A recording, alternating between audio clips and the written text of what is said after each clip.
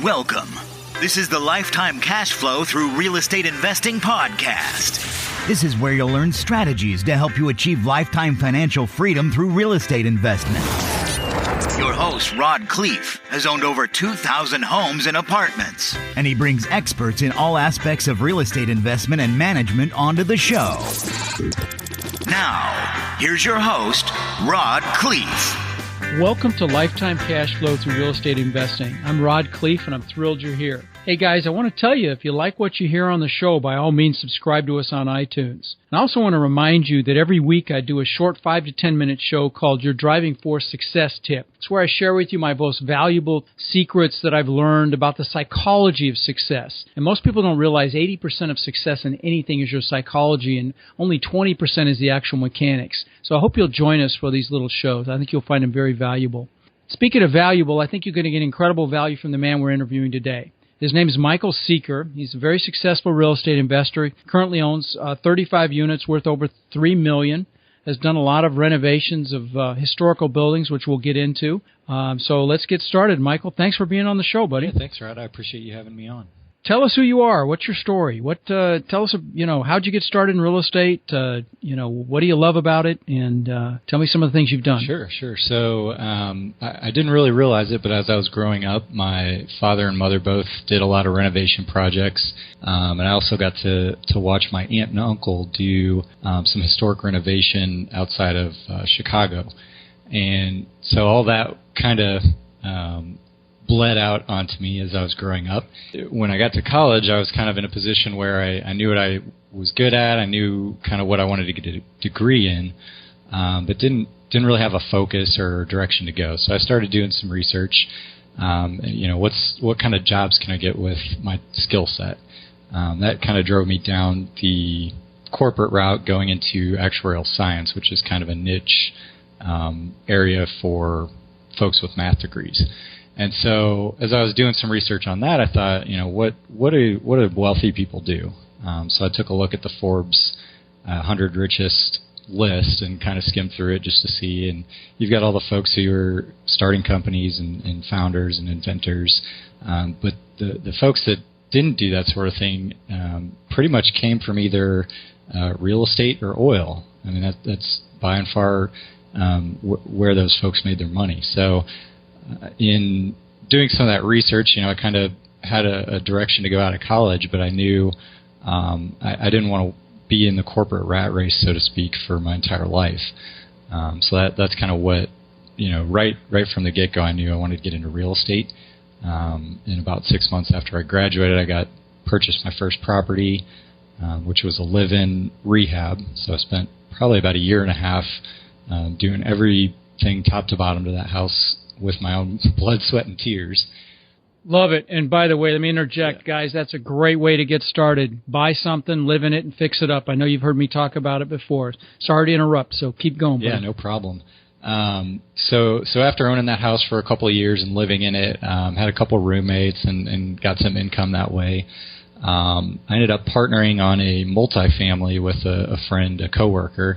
And so we bought a 4-unit property, and we moved into one of the units. And at the same time, I had this house that I could either sell or maybe attempt to rent out. So I ended up renting that first house out while simultaneously picking up a big project that was also a rental. And thankfully, the dynamic of all those things kind of gave me a chance to figure out what I really wanted to do, and that was go more into rental properties. Right. And the area that fourplex was in that we lived in was one of the historic districts in Louisville, Kentucky. And after doing some work on that building, and how old was that? How old was the building? Just curious. It was built in 1900s. Pretty. No kidding. Antebellum, or almost antebellum. Yeah. And wow, that's cool. I used to own a bunch of those in Denver, and you can really make those look beautiful with the trim, especially if you go back to some of the historic color combinations, and they've got those wooden sash windows with the weights. I'm sure you know all of this, and you had to deal with all of this. But they can be a hassle, too. I will say that. They can be a lot of work. But so not only did you move into your first property to renovate, the second one, the fourplex, you did the same thing. Mm-hmm. Yeah, I didn't. Yeah, fantastic. Yep. And yeah, I hope you guys are hearing this. I mean, there's a real secret there. I mean, that's a very, very great way to get started in this business. It's much easier to get financing if you're going to live in it, and I don't know if that was the reason for you to move into it, but certainly things will get done quicker if the sawdust is in your living room. So that certainly helps with that too, I'm sure. Right. And one of the added benefits of living in your own property that you're renting out is that you're it's a benefit and a detriment, but you're always there, so you get to see what's going on. You don't have to drive by once a month to check things out, or have somebody go and look at the yard and make sure your lawn person's cutting the grass. You're there. You can fix things. You can make sure that the property is what you want it to be at all times. Let's talk about some numbers. What'd you pay for that fourplex? I think we paid $100 or maybe $105 for it. Okay, and what year did you buy it? This was 2010, I believe. Okay, so after the crash. Mm-hmm. And what kind of rents were you getting on once you got the 3? Did you stay in there, or did you ultimately rent all 4 units? We ultimately sold the property when we moved out. So I see. We lived. To make some money? Yeah. We sold the property for about $200,000.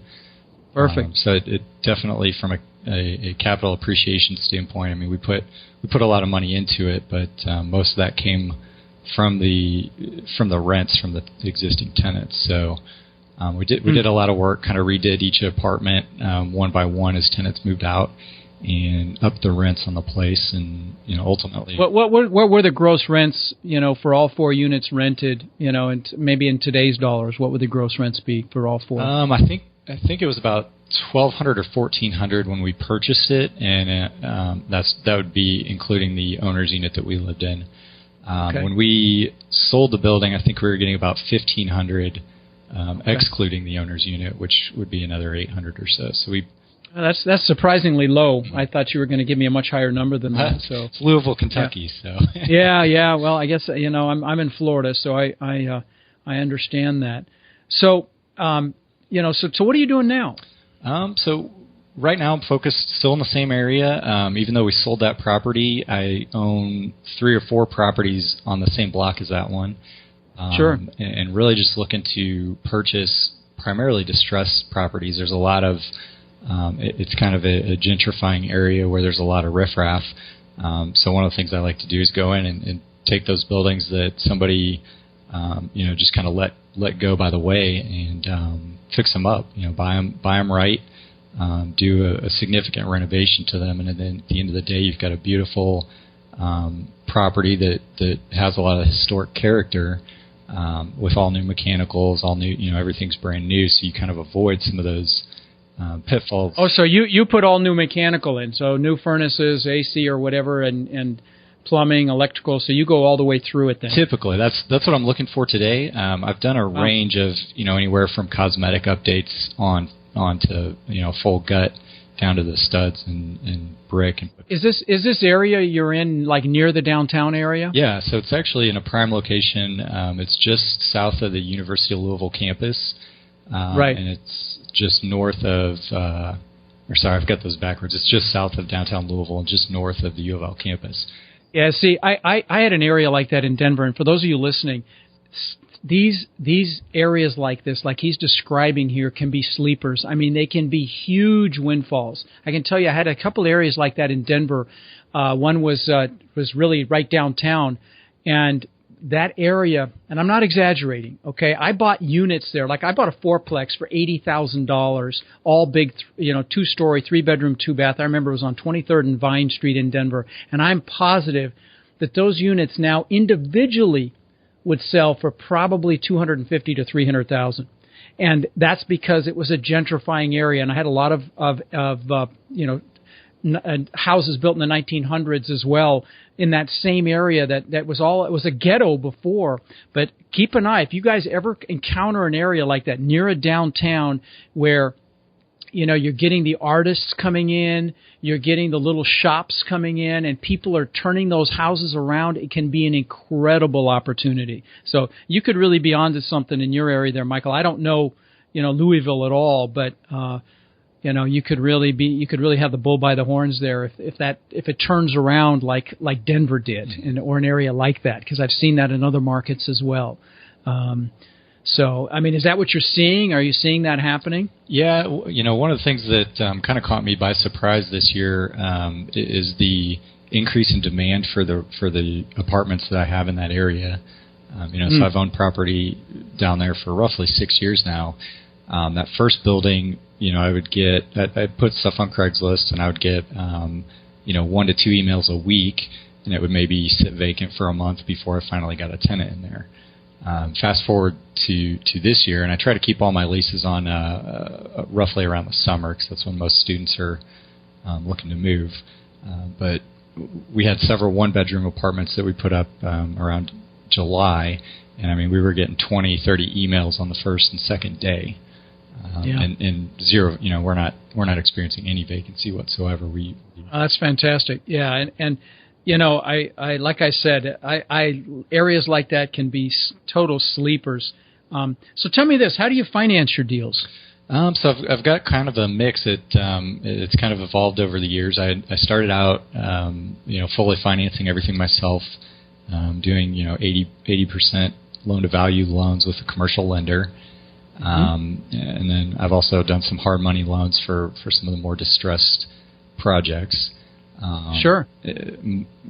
In more recent times, I've gotten more into partnering with folks. I've partnered with a silent equity partner who's based out of D.C., and this is a situation where they put the money up, I put up everything else. I bring the deal, the financing, and I run the thing, and we split the equity 50-50. They put in 100% of the capital. I put in 100% of everything else. Yeah, that's how I did my first 500 houses in Denver. Same exact way. Somebody else put up the money, and I did everything else, and we split them 50-50. And I ended up buying most of them out. But it's a fantastic way to do it, and that's a great way to do plexes like this, in these smaller properties. So. Is a fourplex about the largest you have? Are they that size, or do you have any larger ones? Actually, once I sold the first fourplex that I purchased, I jumped right into a sixplex.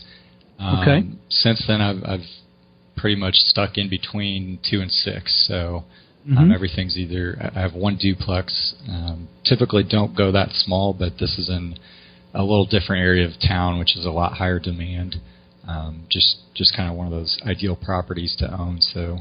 It doesn't exactly fit the rest of my business model, but it's in such a great area that I kind of let some of the perimeters slide a little bit for it. Sure. So how do you find your deals? Tell my listeners what you do to find deals. Sure. So one thing I do is I monitor the MLS regularly, and I know a lot of people will say that there's no deals on there, and really there's not. You either have to get something the day it comes on the market, or after it's been sitting there for 200 plus days. So I monitor the MLS. If something interesting pops up, I'll jump on it right away.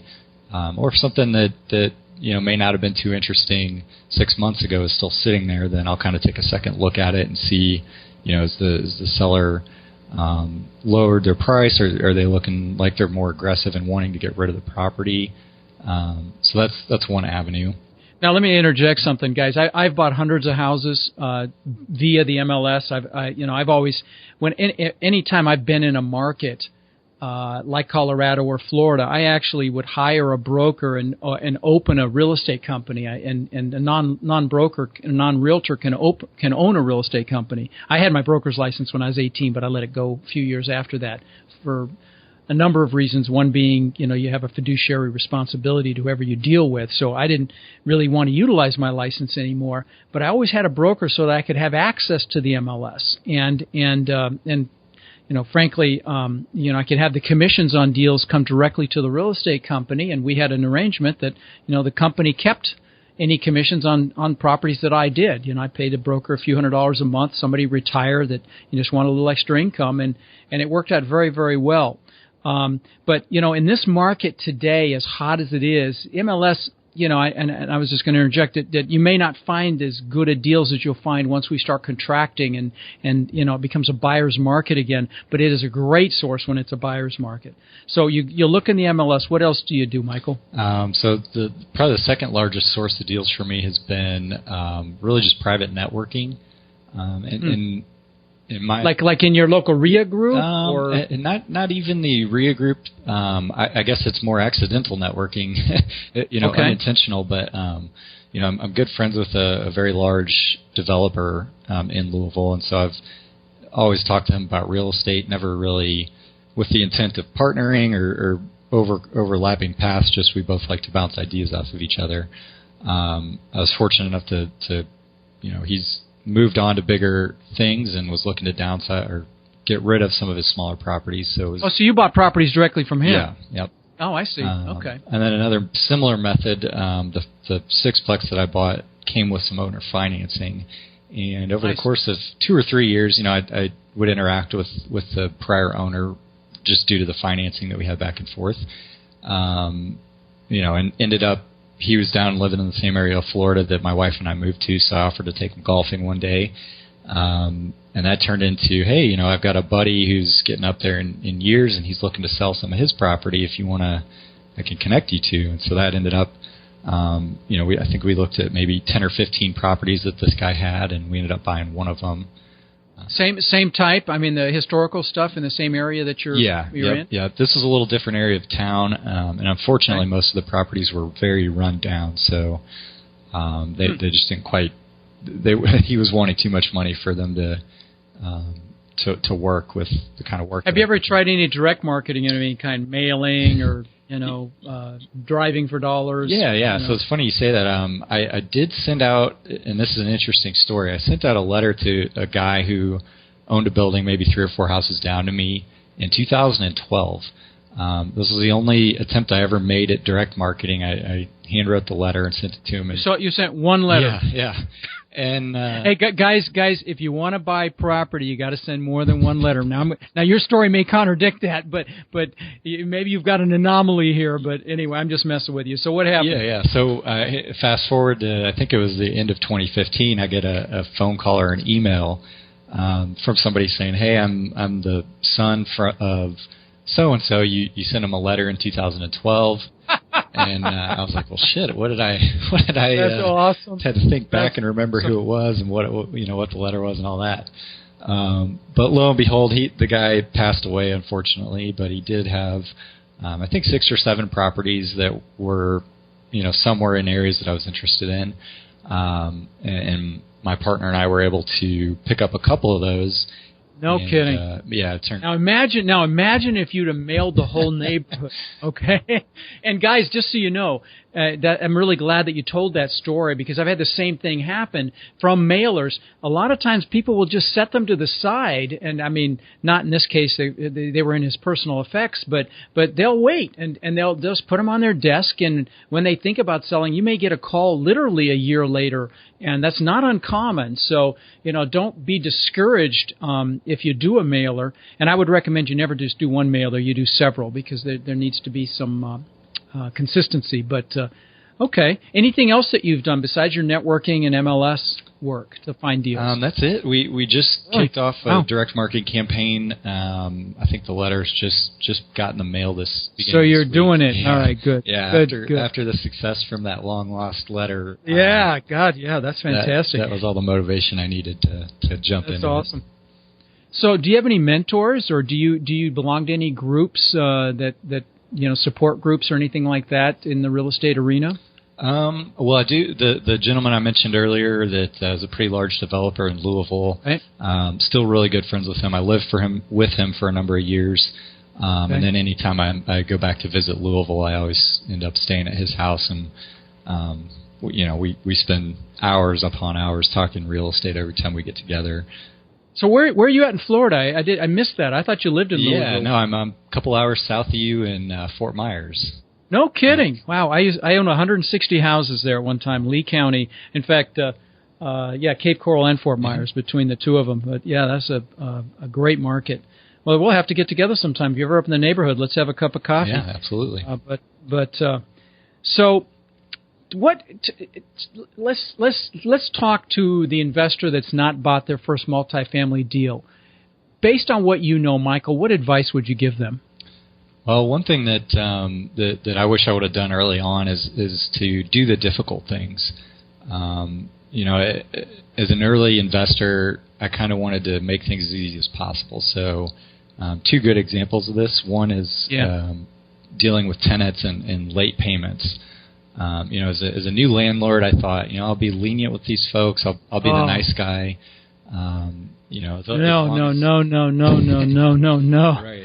No, never do that. No, you've got to be strict. And if you don't mind me interjecting something, I want to hear the other example as well. But guys, it's very important that when you lease the property, that you clearly define what your expectations are. And don't just sign the lease and not have a conversation with the tenant about it, because honestly, the conversation you have with them can be more impactful than what they've signed. And just tell them, listen, I can't afford to have you pay late, and if you pay late, I have to start an eviction, and, it's not that I don't like you, but, I've got bills to pay, and you have that conversation up front, it can really make a big difference. So anyway, okay, what's the second example? So the second one, and this one's a little more obscure and not necessarily applicable to every investor out there, but one of the things that my realtor and mentor both had mentioned when I was getting started was historic tax credits. And I looked into them a little bit, and I was like, there's a lot of paperwork here. It doesn't, there's a lot of hoops you got to jump through. I don't want to mess with that. Fast forward, here I am in 2016, and we've got a major rehab going on, and I'm working through that. I've done a couple prior to this one, and I look back. Utilizing tax credits? Yeah, and I look back at all the fantastic. work. Yeah, I look back at all the work that I did that would have been tax credit applicable, that I just didn't want to put in the time and effort to figure out how to go through that process. Hey, it's funny. I just did a driving force success tip on fear and how something you don't understand can intimidate you or create fear, and you avoid it. You avoid it because you don't know it, and so that's really great that you brought that up. So I had an opportunity to mention that. And I want to mention, though, I do these 5 to 10 minute episodes I mentioned early on about the psychology of success and what it takes to get that drive. And so I want to ask you that question. What makes you jump out of bed to get going in the what drives you? Yeah, when I'm looking at deals and kind of getting excited about real estate, I always look back to these neighborhoods that I invest in, and especially Old Louisville. When I first started investing there, I lived there for several years, and it was the kind of neighborhood that could have gone either way, and it's still to some extent a rougher neighborhood as far as all of Louisville is concerned. But it really, I get a lot of motivation from being able to go into a part of town like that and really improve a lot of these old buildings that may otherwise, a lot of them could crumble, fall down, or be torn down.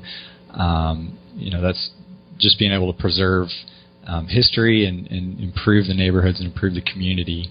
There's just a lot of, obviously there's a financial component to it, but Sure. Do you feel like, you're doing this mailing? Are you mailing that area? Are you looking for more of those rundown deals? That's great. That's great, and I think you'll find them. If they're run down, they're being neglected, and that's typically equates to an opportunity. Yep. So, do you have a team, or is it just you? Is it a team of one, or? Well, I've got a partner / property manager who is kind of my boots on the ground in Louisville. Great. He kind of connected with me. He was just out of college and looking to get into real estate investing, and just reached out after about a year of kind of just working back and forth on a contract type basis. Like, hey, I need this done. Can you go look at it? Really, he kind of demonstrated a lot of value to me and a real true passion for, the same type of stuff that I'm already involved in. And so I really decided at that point that it was a good mix of our two skill sets and motivations. And we've started partnering up on some deals and looking to, in the near future, bring him on full time as an employee as well. Fantastic. That's fantastic. And I can really hear your passion about these older buildings. And guys, like I've told you many, many times, if you don't already love real estate, associate pleasure with it so you do end up loving it, because otherwise there's no point in doing it. And it's obvious from talking to you, Michael, that you love it and that you're passionate about it. And, I can hear it. So sometimes I like to ask, and I think I'm going to ask you because you've probably got them, share a war story and a victory story. I mean, the war story, share one where you really got your nose bloodied and maybe the takeaway from it. Sure. So this was prior to or during my transition from kind of rehabbing into multifamily passive investing. And I purchased a single-family home completely with the intent to buy it, flip it, and make a quick buck. I'm sure anybody that's gone into flipping knows where this story's going. But, pretty much everything that could go wrong did go wrong. The next-door neighbor, when you drive up and look at a property, you're looking at the property and the numbers and what's wrong with it and how you fix it. I neglected to look over the fence and see what was going on next door, and I just happened to be there at a time when the neighbor didn't have the 6 cars parked out front. Guys, and there's not a damn thing you can do about that either. So that's a big one. And that's I'm sorry to interject, but I want to interject when you talk about stuff like this. Guys, you got to drive by anything you're going to buy at several times during the day and at night, so you see what's really going on. So remember that lesson on that one. So what else happened that went wrong on it? Well, I had some issues with the contractor. I've worked with him several times. Welcome to my world. Oh yeah, that's.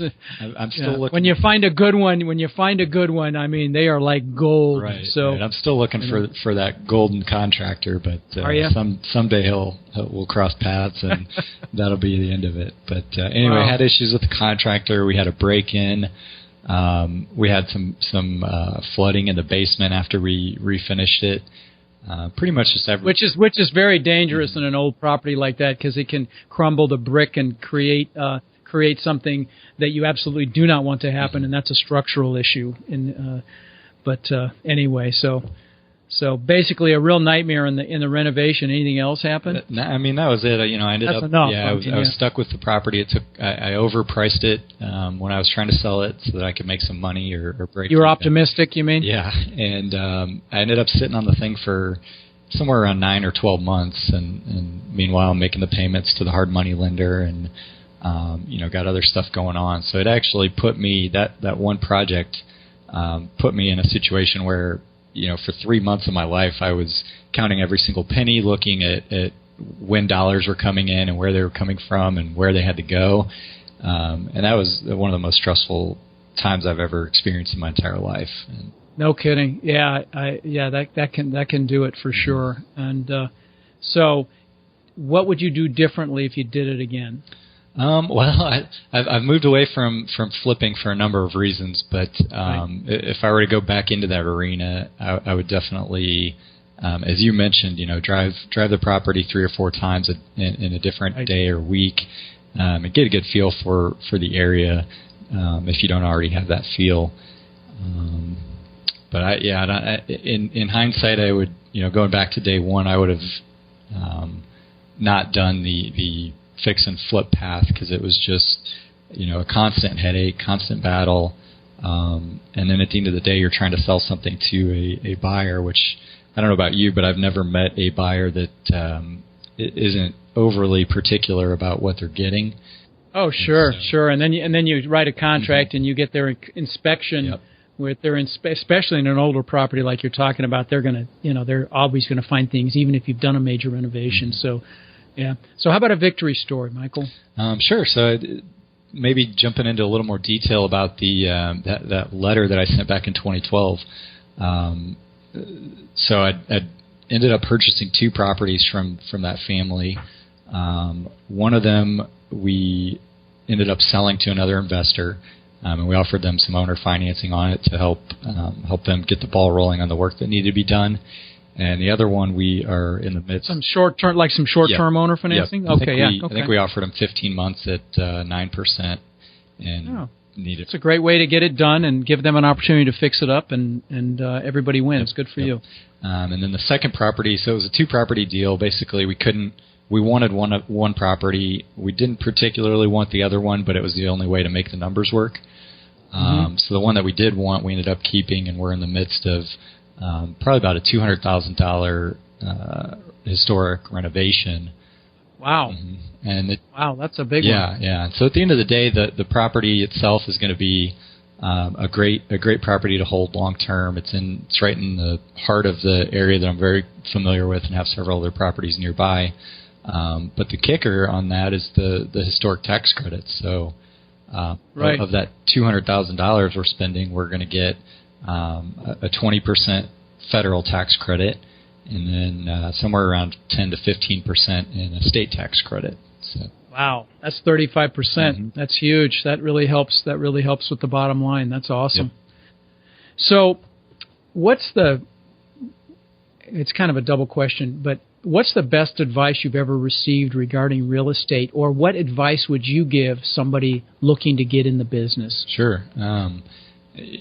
I guess the advice that I would give, and this probably came from various sources, but just read.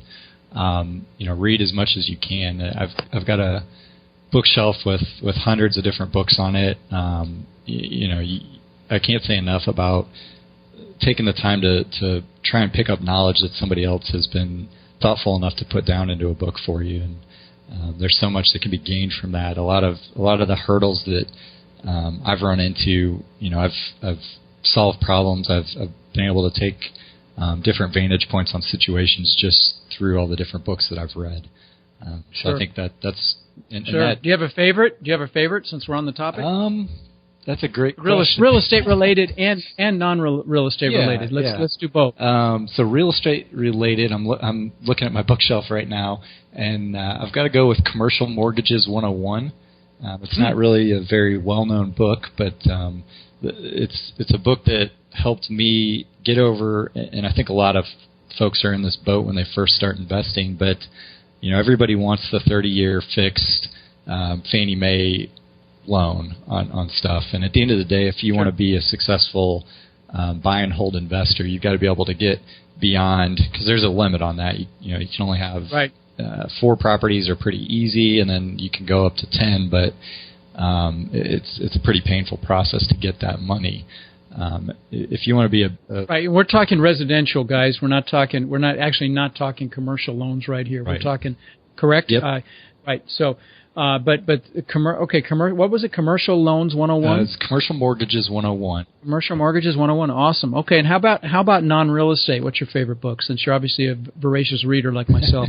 Well, I really enjoyed the Rebound Rules, which is a book by Rick Pitino.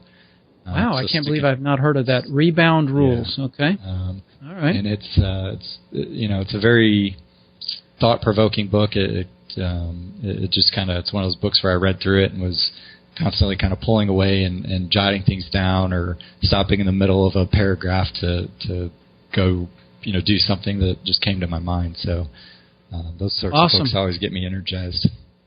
Awesome. Is there a question is there a question you wished I'd asked that I haven't asked you?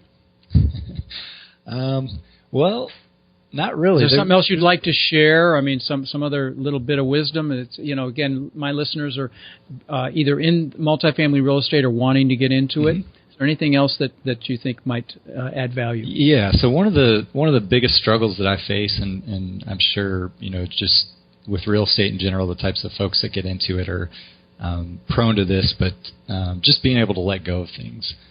So I've always been a do-it-yourself type person, and there's a lot of knowledge to be gained in the process of doing things. But if you want to be able to grow and scale a business, you have to be able to trust others to do things that you would otherwise want to do, and it's important. You've got to leverage. Yeah. That's the only way you get scale, and you trust but verify. But you've got to leverage. You've got to leverage yourself, and I tell my son, I can't do anything. I don't do anything that I can have someone else do, just because the time value of money and of your time rather, the value of your time. So, Well, great value you've added today, Michael. I really appreciate you being on the show, and do look me up whenever you're up driving by this way. We're not that far apart. Absolutely. Let's have a cup of coffee or lunch. Well, thanks, and definitely we'll stay in touch. All right, thanks, Rod. All right, bye now. Thank you for listening to the Lifetime Cash Flow Through Real Estate Investing podcast. If you've enjoyed the show, please subscribe and then take a moment to visit iTunes and leave a 5-star rating and review. For more resources to connect with us further, please visit our website at lifetimecashflowpodcast.com. Tune in next week for our next show.